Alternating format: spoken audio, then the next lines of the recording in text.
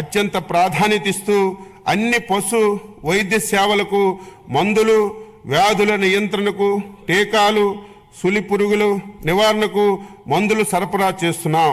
2025-26 సంవత్సరానికి పశు సంవర్ధక శాఖకు 1112.07 కోట్లు బడ్జెట్లో ప్రతిపాదించాం.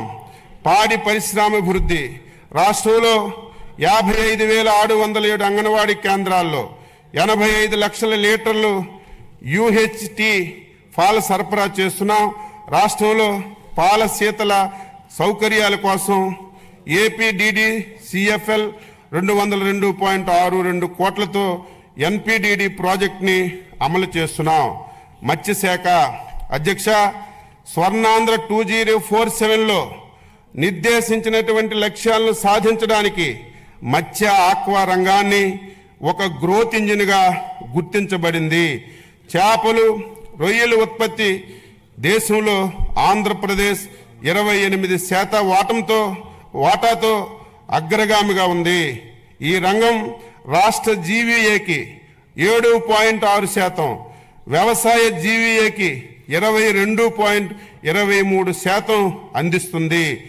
దేశ సముద్ర మత్స్య ఉత్పత్తుల ఎగుమతి విలువలో 19,420 కోట్లతో రాష్ట్రానిదే అగ్రస్థానం. మత్స్యకారులు జీవనోపాధి పెంచడానికి GOMS నంబర్ 2017ను రద్దు చేసింది. చేపల ఉత్పత్తిని పెంచడానికి, మత్స్యకారుల ఆదాయాన్ని పెంపొందించడానికి 552 లక్షలు చేప పిల్లలను ప్రభుత్వం నీటి వనరుల్లో విడుదల చేశాము.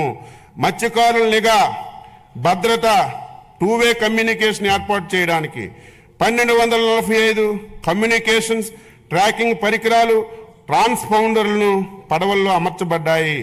పులికాట సరస్సులోని 20,000 మత్స్యకారు కుటుంబాలకు ప్రయోజనం కోసం తిరుపతి జిల్లా వాకాడ మండలం రాయదరువు గ్రామం వద్ద సముద్ర ముఖద్వారం తెరుచుకోవడం కోసం 97.09 కోట్లతో పనులు చేపడుతున్నాం.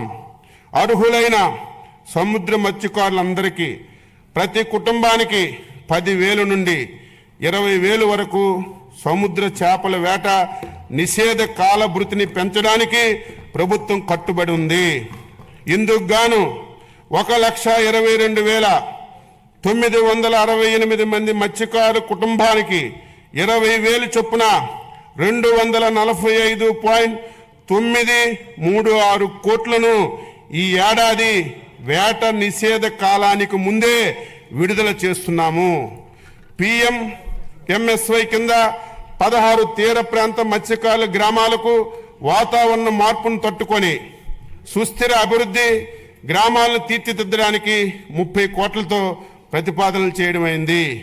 డీజిల్ ఆయిల్పై సబ్సిడీ 2024-25లో 50 కోట్లు ఖర్చు చేయటం ద్వారా 23,058 యాంత్రిక మరబోట్లకు ప్రయోజనం చేకూర్చబడింది.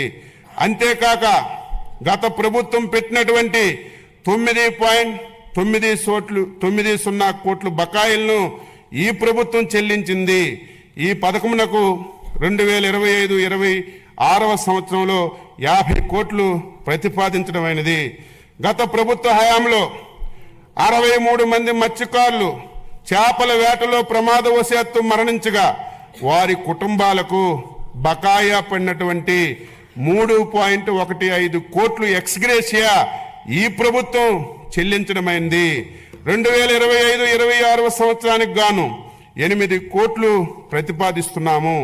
ప్రభుత్వం చేసినటువంటి వాగ్దానం ప్రకారం ఆక్వాకల్చర్ రైతులకు వారి ఉత్పత్తి వ్యయాన్ని తగ్గించడానికి ₹50 యూనిట్ చొప్పున విద్యుత్ సరఫరా చేయబడుతుంది.